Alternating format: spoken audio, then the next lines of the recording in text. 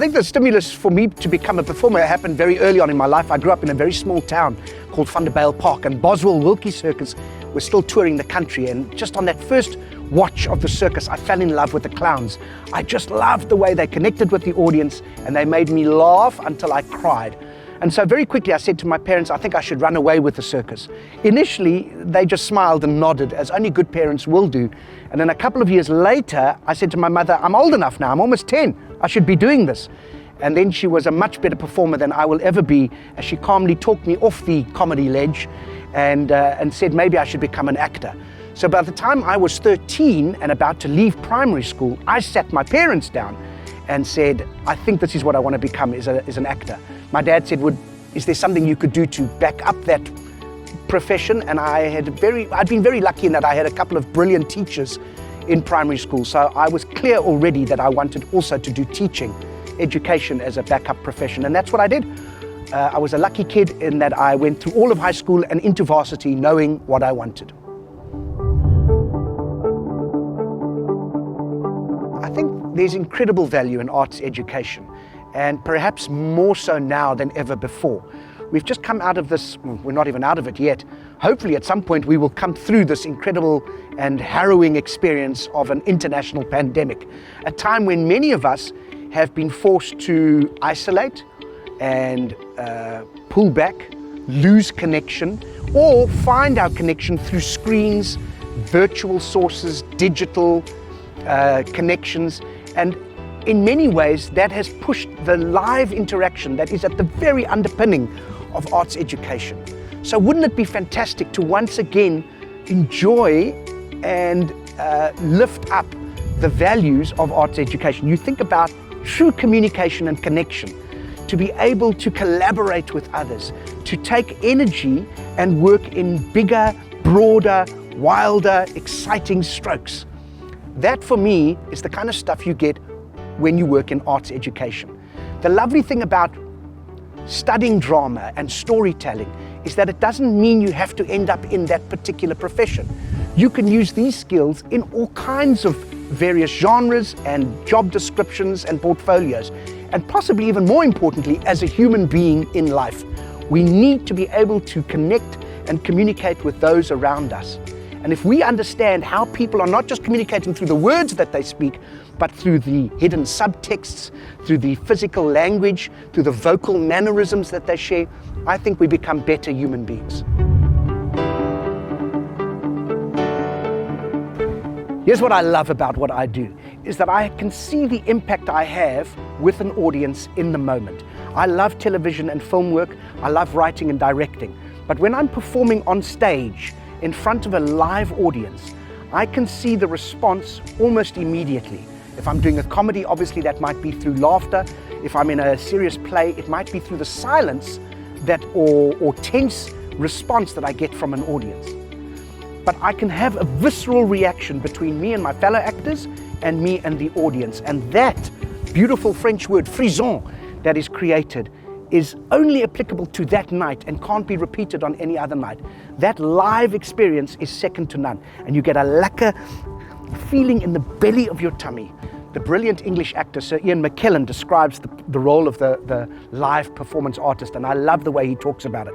He says everyone has a place in the world, whether you're a doctor or an engineer, whether you're a lawyer or a teacher, your role is very clear in the day, and you go about your job. We as artists are often sleeping quite late and resting ourselves in preparation for the work we do at night, where all those ordinary civilians gather and watch us, and we share a story, and we create a dramatic moment that will inspire or provoke or protest or entertain them in a suitable manner that reignites them, gives them new energy, new hope, something to think about in the following days when they go back to work. So our work as live artists is also essential, perhaps even more so. Only do it if it's the only thing you want to do. If it's a thing that drives you from the innermost part of your being and you don't feel like there's anything else you can do. Because you're going to need that strength and resilience to push through. We know how difficult it is to survive in an arts world. in a world where you are constantly wanting to do all kinds of incredible, amazing things, but it's not a job that pays particularly well or has a lot of opportunities.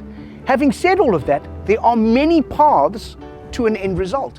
And I've been lucky enough in that I've made a pretty good career by doing all kinds of exciting things, from stand-up comedy to straight roles, to working in television and film, to writing shows, to directing plays.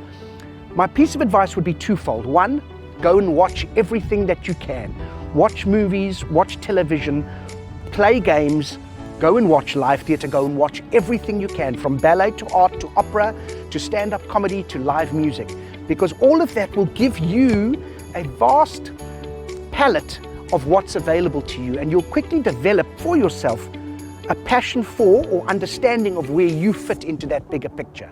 And then the second thing is that you have to be resilient. You have to go out there and keep pushing, because you are constantly going to be told, no, not now, not yet, maybe some other time, try again, come back soon, sorry, not for me, you're too short, you're too tall, you're not the right color, you are the right color, but you don't have the right voice, you're too old, you're too young. And that'll be on your first job.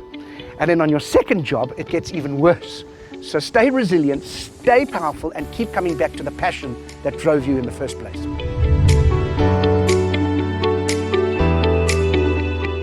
I think to work as a performer in South Africa in the current situation, there are numerous challenges. I was lucky enough when I started out in the late 1990s, early 2000s. Two things happened that were serendipitous, if you will. The one is I left drama school and the Performing Arts Councils had been disbanded 8 months before. So I didn't have the luxury of going into a theatre or acting company and having things given to me. I had to, out of necessity, create my own work.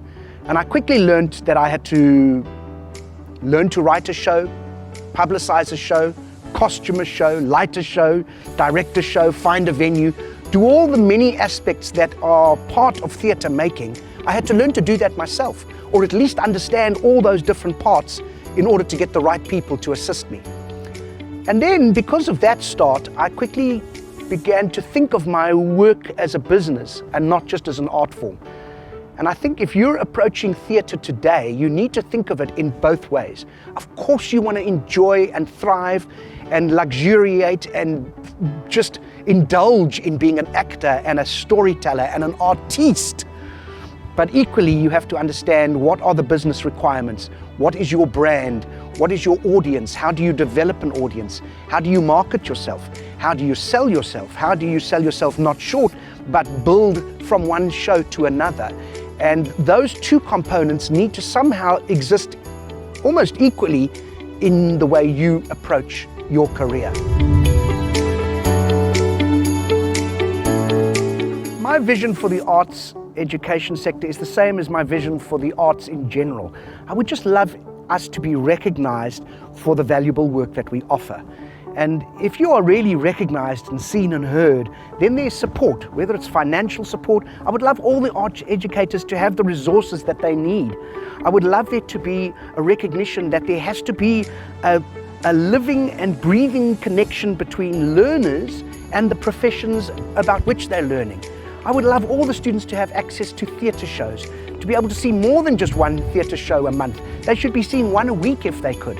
And it's just not just straight theatre, but storytelling, going into spaces that are unusual and different, and to be allowed to watch and interact with those performers and have dialogues, because it, I think, would benefit both the learners, the educators, and the performers themselves. We live in an incredible country with such an array of incredible stories and cultural backgrounds and language abilities that we could be one of the most wealthy countries in terms of arts and the wealth of art education, and we're not there. We're not there by a long way. So a recognition and a support, both from a government and perhaps even the corporate sector, would go a long way to doing that. But even under these under-resourced circumstances, I would love teachers to understand and instill a passion in those youngsters, and find your own passion as a teacher, because I know as an ex-teacher how easy it is to become blasé and or bored or disinterested. Try and find your own passion. Go back to why you started doing this. And if you can find your passion, see if you can translate that across to those who are under your care and guidance.